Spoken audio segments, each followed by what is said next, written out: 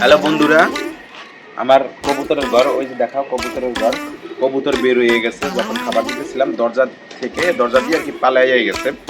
এখন কবুতরটা খালি উঠতে আছে, মাঝে মাঝে এখানে পড়ে, কিন্তু আমি কখনো কবুতর ছাড়ি না। এখন ওকে ফাঁদ দিয়ে ধরবো আর আপনাদের সাথে শেয়ার করবো আমি কি ধরতে পারবো কিনা। প্রথমে এখানে একটা গিট দিলেই হবে।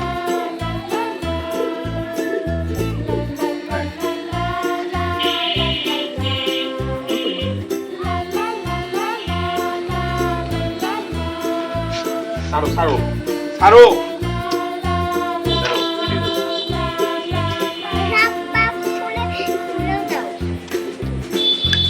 এখন আমি এইখানে বানাবো ফাঁদটা।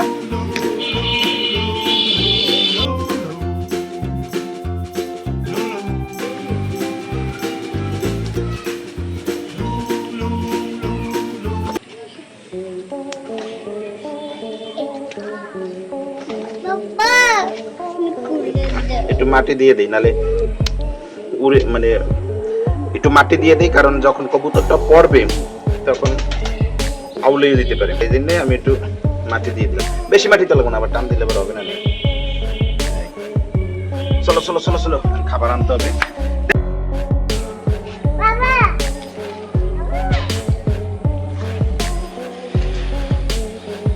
দেখো এই যে খাবার আনছি, গম আর ধান আমার কবুতরে দিই।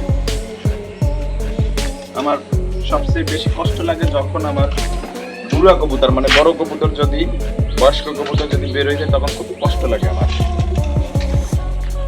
জানি না কখন পড়বে। এই যে খাবার দিলাম, কবুতরটা আসলে পড়লে যদি খাবার খায় তখন আমি এখান থেকে আড়াল থেকে টান দেবো।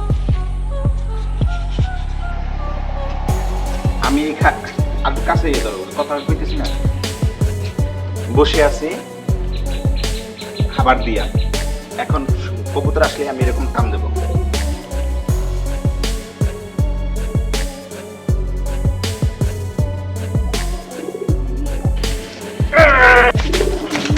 যাও যাও, কোথায় যাবা?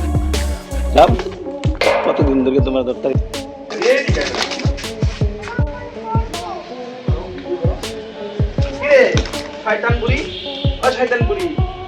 তুমি ধরতে পারি না, ধরছি আমরা, ধরছি। বন্ধুরা আমি কিন্তু সাকসেস, দেখছেন আমি আমার কবুতরটা ধরতে পারছি, সাকসেস। আমরা এখন একটু উড়াই দেবো। দৈর্ঘ্য সুতো ধরো, মাথায় ধরো, মাথায় মাথায় দৈর্ঘ্য, মাথায় মাথায় দৈর্ঘ্য দৈর্ঘ্য, নাহলে কিন্তু উঠে যাবে।